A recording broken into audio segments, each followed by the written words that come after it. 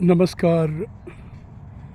सब अपनों को अपने जो आपकी बात सुनते हैं। दो तीन बातें मेरे भीतर चल रही थी। सोचा खुद से बात करते करते आप तक भी बात करूं। संभवतः कुछ लोगों को मेरी बातें पसंद आएं, कुछ को न भी आएं,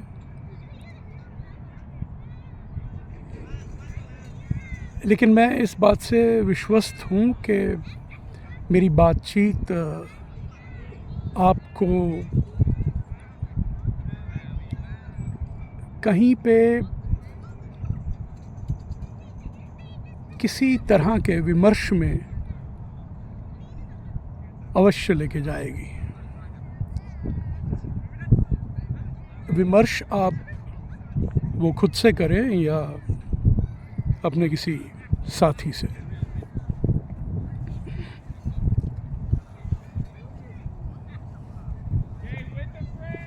मैं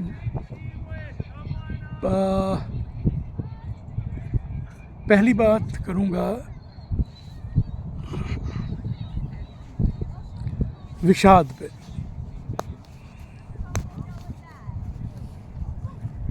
सामान्यतः हम प्रसन्नता पे बात करते हैं, विषाद पे बात करने में शायद हमें वो इतना महत्वपूर्ण नहीं लगता, या उस पे हमारी परिपाटी यही रही है कि हम उस पे बात न करें। विषाद और सुख दोनों एक दूसरे के यानी एक दूसरे के दो पहलू हैं और आपस में शायद जुड़े भी हुए हैं काफ़ी अच्छी तरह से।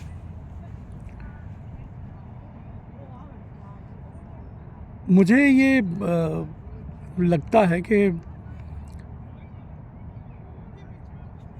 जैसे बताया भी गया और उसको महसूस भी किया गया कि परिवर्तन प्रकृति का नियम है। यानी समय काल में चीज़ें बदलती रहती हैं। बहुत बड़े समय खंड को हम देखें तो उसमें धरती बनी, सूर्य हुए, ब्रह्मांड में बहुत से परिवर्तन हुए, और छोटे छोटे समय के भूखंडों में देखें तो बहुत से देश हुए, देश बने, जंगल कटे, जंगल बने, और उससे भी छोटे छोटे समय में देखें तो समय के क्षणों में देखें तो हम सब उसमें अपना जीवन यापन कर रहे हैं, जी रहे हैं।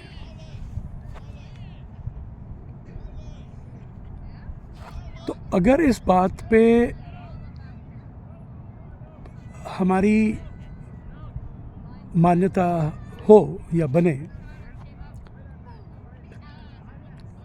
कि परिवर्तन प्रकृति का नियम है, तो परिवर्तित स्थितियों में या बदलते वक्तों में बड़ा ये एक लाजिम सा हो जाता है, एक ज़रूरी सा हो जाता है कि उससे कुछ उत्पन्न होगा, और जो उत्पन्न होगा, जो उससे पैदा होगा, जो उससे उपजेगा, वो हमारे अनुकूल और प्रतिकूल दोनों तरह से हो सकता है। हमें जहाँ तक मुझे स्मरण है ये पढ़ाया गया, सिखाया गया कि अपने लिए अनुकूल स्थितियाँ बनाते रहें। तो यानी हम एक स्थायीपन को, एक तरह की अवस्था को बनाने में जुट गए। लेकिन लगा तो ये कि परिवर्तन नियम है जीने का, प्रकृति का, समय का। तो फिर एक सी स्थिति में अगर हम खुद को ढालने की कोशिश करेंगे, जो हमें बताया गया कि हमेशा अपने लिए या अपने लिए अनुकूल स्थिति में रहने का प्रयत्न किया जाए और अनुकूल स्थितियां पैदा की जाएं, तो तब तो वो जब उसको हम स्थायी करने की कोशिश करेंगे, उस प्रयत्न में मुझे लगता है विषाद ज़्यादा होगा। और या जो भी होगा वो एक ही स्थिति का होगा। और जहाँ तक मुझे लगता है, जहाँ तक मैंने समझा है या समझने की कोशिश की है कि मानव मन कहा जाता है बहुत चंचल है। यानी चंचल से मतलब उसको आप किसी भी इस तरह से न लें कि वो कोई कमी है या अच्छाई है या क्या है। यानी वो चंचल है, वो उसका स्वभाव है। तो उस चंचलता में भी परिवर्तन होगा और फिर आपके मन की, आपके सोच की परिस्थितियां बदलेंगी, तो वहाँ पे भी परिवर्तन है। तो मुझे लगता है कि विषाद का रहना, होना उतना ही अनिवार्य है जितना सुख का। सुख और दुख, प्रसन्नता, विषाद, ये दोनों साथ साथ चलते हैं। लेकिन हमारा एक बहुत हमें बड़ा परिश्रम करना पड़ता है कि हम खुश ही रहें या एक ही अवस्था में रहें या अपने प्रति जो स्थितियां हैं उनको अनुकूल रखें। मुझे लगता है ये सब करने की यानी हो सकता है कईयों को मेरी बात से इत्तेफाक न हो, वो मेरी बात को न माने, वो उनको लगे कि नहीं, शायद जो मैं कह रहा हूँ वो यानी उनके अनुकूल नहीं है। तो विषाद के बारे में जब भी हम विचार करें, सोचें या हमें वो उसकी अनुभूति हो, तो हमें ये भी अनुभूति होनी चाहिए कि सब परिवर्तनशील है, हमारे मन से लेके, स्थितियों से लेके। और अगर हम सोच लें कि हम यानी मान लीजिए मैं जंगल में अकेला रहना चाहता हूँ। अकेला मतलब अकेला तो कहीं कोई है ही नहीं। प्रकृति में कितना जल है, कीट हैं, पतंगे हैं, जीव हैं, जंतु हैं, पौधे हैं, और वो सब परिवर्तन को लेके चलते जा रहे हैं। एक चक्र है जिसमें धीरे धीरे नज़र न आने वाला या बहुत सूक्ष्म दृष्टि से देखने वाला परिवर्तन आपको दिखता है। तो फिर आप जंगल में रहें, शहर में रहें, आप किसी छोटे शहर में रहें या किसी बड़े शहर में रहें, तो ये विषाद, दुख, सुख, ये जो परिस्थितियाँ, ये यथा स्थिति वाली वस्तुएं हैं। ये इट्स गिवन। या मैं अंग्रेज़ी बोलना नहीं चाहता था क्योंकि ऐसे लगता है जब आप किसी चीज़ को बड़ा प्रभावशाली करना चाहते हैं तो किसी और भाषा का प्रयोग करते हैं। बट चलिए, भाषा भी जो है वो बहुत सी भाषाओं से बनती है, बहुत सी डायलेक्ट से बनती है, और कोई भी भाषा आपकी बातचीत का हिस्सा बन सकती है, होती है। खैर,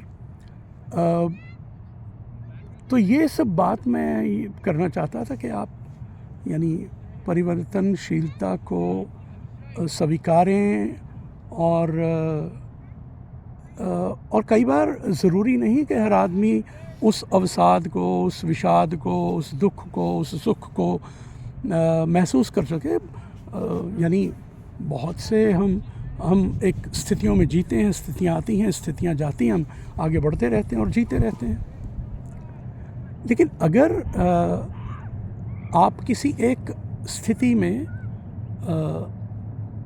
फंस गए हैं या ज़्यादा देर के लिए रह रहे हैं, तो मुझे लगता है तब आपको उस स्थिति से विचार, स्वयं से विमर्श, विश्लेषण, इस तरह की चीज़ें बाहर निकाल सकती हैं, जहाँ पे आप ये पाएंगे, मुझे ऐसा लगता है कि ये सब परिवर्तनशील है, समय समय से परिवर्तित होता रहता है। हमको क्योंकि एक यथास्थिति को बनाए रखने का वो एक हमें पढ़ाया सिखाया गया है, वो अगर हम समझ लें कि वो पढ़ा लिखा शायद